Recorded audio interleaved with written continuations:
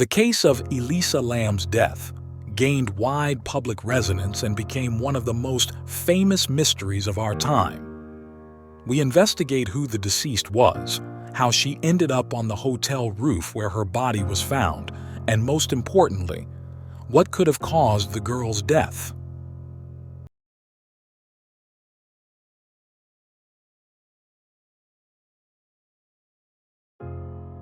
In February 2013, Los Angeles was rocked by a terrible news. The body of a girl was found on the roof of one of the hotels, which was in a water tank intended for servicing the complex. Her body was naked, and personal belongings floated nearby. Weeks of investigation, chilling video recordings, and the lack of any significant evidence, this case became one of the strangest and most mysterious in modern American criminal history. And concerned citizens are still trying to understand what really happened to the unfortunate girl. Elisa Lam, the daughter of immigrants from Hong Kong who moved to Canada, was an ordinary student at the University of British Columbia in Vancouver. Little is known about the girl's life before the incident. According to her parents and friends, Elisa was a kind and caring person, loved studying, and had a special passion for travel. Lam preferred to explore the world alone, regularly visiting different cities and countries. The only thing that clouded the girl's life was a mental illness. As it later became known, Lam suffered from bipolar disorder and was forced to take medication to avoid worsening her condition.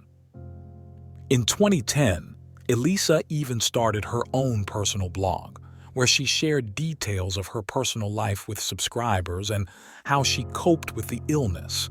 And 2 years later, shortly before her disappearance, she mentioned that she had a relapse and was not feeling well. However, soon Lam hurried to assure her internet friends that everything was fine with her, and as evidence, she slightly changed the style of her blog. The girl began to publish more stories about her travels, as well as photos from glossy magazines that she liked. In January 2013, 21-year-old Elisa decided to go on another trip. Her route lay through San Diego and Los Angeles, and after that, the girl planned to visit the city of Santa Cruz, about which she warned her parents. In her last posts on her blog, Lam shared photos with subscribers from the zoo in San Diego, and after that, on January 28th, she announced that she had checked into the Cecil Hotel in Los Angeles. The rest of Elisa's story is known from the words of witnesses and bystanders. After checking into the hotel, the girl did not publish new posts and did not communicate with her parents. It is known that at first Lam lived in a room with several people, which was located on the 5th floor of the hotel. But soon she was moved to a separate room because her neighbors complained about the strange behavior of the girl. On January 31st, Elisa was supposed to contact her parents, but they never received a call from their daughter, after which they decided to report her disappearance to the police of the city and come to Los Angeles themselves. From this day on, active searches for Lam began, which, however, did not yield any results.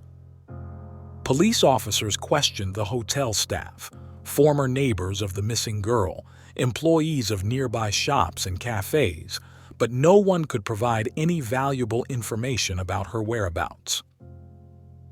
The only person who communicated with Elisa a few days before her disappearance was Katie Orphan, an employee of a souvenir shop who worked on the day when Lam bought souvenirs. She looked happy and cheerful, was polite. We chatted a little. Then she bought gifts for her parents and left, said the witness. However, Orphan's account did not help the investigation.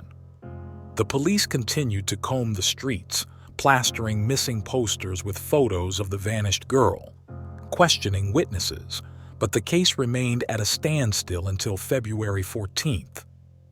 On this day, The police released a video online showing Elisa attempting to enter the hotel elevator. This strange footage instantly spread across the internet and attracted the attention of the general public, all due to the girl's peculiar behavior. In the recording, Lam enters the elevator and presses the button, but the doors do not close. After that, she hastily exits the cabin and begins to look around. Elisa was clearly terrified. Then the girl made several more unsuccessful attempts to leave in the elevator, accompanied by active gesturing, hand-waving, and obvious panic, after which she exited, re-entered the cabin, whose doors finally closed, and left. Various versions were put forward. Moreover, several other crimes were indirectly linked to this hotel.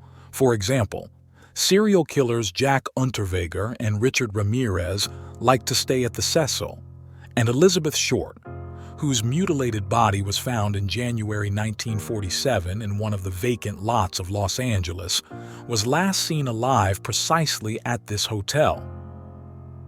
Parallel to the search for Elisa, hotel guests began to complain that the color and smell of the water in the rooms and cafes near the hotel had changed, and the water pressure was very weak. Dark liquid barely trickled from the taps, smelling of decay and dampness. After several complaints, the management of the Cecil decided to inspect the roof of the building, where the water tank for the hotel, with a capacity of 3,785 liters, was located. Upon ascending to the roof on the morning of February 19th, the staff opened the water reservoir and, to their own horror and amazement, discovered the body of the missing Elisa Lam. The body was completely naked, and the clothing, in which the girl was seen in the elevator footage, and personal belongings, including keys to her hotel room and wristwatch, floated nearby. According to the coroner's report, the body had been in the tank for at least 20 days. On February 21st, the police announced the results of the autopsy, according to it. Elisa's death occurred as a result of accidental drowning, which could have happened due to an exacerbation of her illness. Medical examiners found no signs of trauma or violence on the victim's body, and there were no banned substances or other psychotropic drugs in her blood. However, these facts were disputed several times, as at the time of the body's discovery, a reliable examination was impossible due to the degree of decomposition, and some features indirectly indicated that the victim had been raped before death. After the publication of these findings, the case was officially closed, but the public was not satisfied with this decision. Several questions remained unanswered. Firstly, how did Lam get onto the roof? Access to the area where the tanks were located required a pass and a password. Otherwise, the alarm throughout the building would have been triggered. Secondly, even if Elisa had climbed onto the roof of the Cecil Hotel via a fire escape, which is theoretically possible, how did she manage to get into the water tank by herself? The tanks, measuring 1.2 by 2.4 meters, were placed on concrete blocks, and it was only possible to climb up to them by using a portable ladder. However, nothing similar was found on the roof. Moreover, the heavy lid of the water tank, which is usually moved by several employees, was closed at the time the body was discovered. Moving such a heavy object alone, while inside the tank, would have been extremely difficult. Furthermore, neither on the roof nor in the room where Lam stayed was her mobile phone found, indirectly indicating that someone was near her at the time of her death and took the phone with them. Despite all the theories put forward, the police did not deem it necessary to reopen the mysterious case, and Elisa Lam's death is still officially considered an accident. However, many concerned citizens, private detectives, and journalists continue to piece together the last hours of the girl's life, bit by bit, and try to understand what really happened on that fateful day. And screenwriters actively use her story to create chilling plots for movies and TV series. And that concludes the eerie mystery surrounding the tragic death of Elisa Lam. If you found this story intriguing, make sure to subscribe to our channel for more captivating content like this.